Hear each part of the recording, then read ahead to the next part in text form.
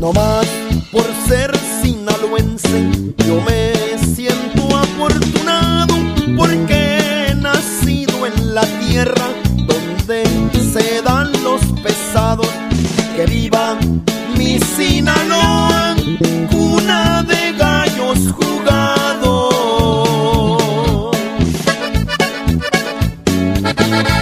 Me vine hace muchos años del pueblo de Sanalona. Yo trabajé como burro y cocinero, mi compa. Ahora muevo los kilos al norte de California.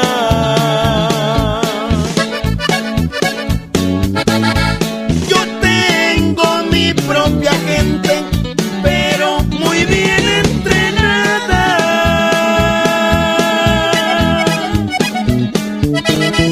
A la hora de una caída, sé que no cantan por nada.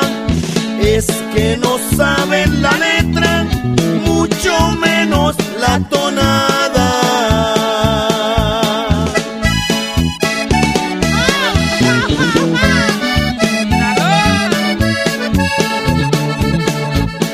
Me dicen el sinaloense, mi nombre no se lo saben. Mis documentos son falsos, más vale que no lo indaguen.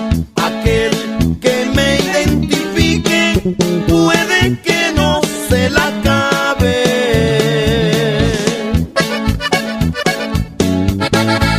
Pueden pensar lo que quieran, me tienen muy sin cuidado. Lo que haga no les importe, miren y queden callados. No olviden que por la boca es como muere el pescado.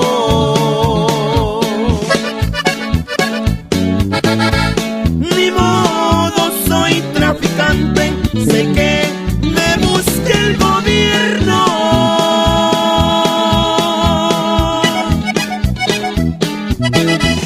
Ya me cansé de ser pobre y andar deseando lo ajeno. Más vale un rato de gloria y no una vida de infierno.